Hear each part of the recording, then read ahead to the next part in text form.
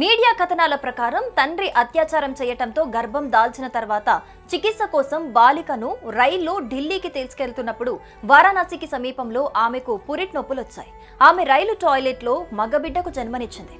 ఆ బాలిక కుటుంబ సభ్యులు శిశువును ఒక సంచిలో పెట్టి దానిని అక్కడే ఉన్న మరొక రైలు టాయిలెట్లో పెట్టి దిగిపోయారు. పట్నా చండీగఢ్ సమ్మర్ స్పెషల్ రైలు బరేలీ సమీపంలో ఉండగా కొందరు శిశువు ఏడుపు విన్నారు. అప్పుడే వారు ఆ శిశువును చూశారు. వారు శిశువును టికెట్ చెకింగ్ సిబ్బంది వద్దకు తీసుకెళ్లారు.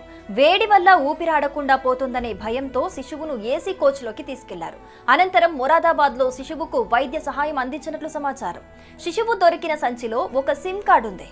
ట్రేస్ చేసినప్పుడు ఆ సిమ్ కార్డు యజమాని శిశువు తన బంధువైన ఒక మైనర్ బాలికదని, ఆమె అత్యాచారం తర్వాత గర్భం దాల్చిందని చెప్పాడు అని Moradabad junction railway police station chief తెలిపారు. కుటుంబం చాప్రాలో నివసిస్తోంది. తండ్రి బాగా తాగి వచ్చి బాలికను ఏడాది పాటు లైంగికంగా వేధించాడని, ఆ తర్వాతే ఆమె గర్భవతి అని తెలిసినట్టుగా సమాచారం అందుతోంది.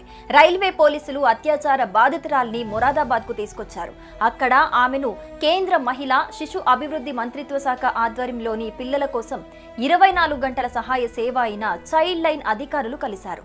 బిడ్డను పోషించలేనని ఆమె లిఖితపూర్వకంగా ఇచ్చింది. ఆమెతో పాటు ఆమె తల్లి తరపు అమ్మమ్మ కూడా వచ్చారు.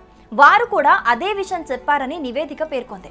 ప్రస్తుతానికి ఆ మగబిడ్డ మొరాదాబాద్ లోని చైల్డ్ వెల్ఫేర్ కమిటీ వద్ద ఉన్నాడని దాని చీఫ్ అమిత్ కౌశల్ తెలిపారు. శిశువును వెంటనే దత్తతకు ఇవ్వరు. ఆ ప్రక్రియ 2 నెలల తర్వాత ప్రారంభమవుతుంది.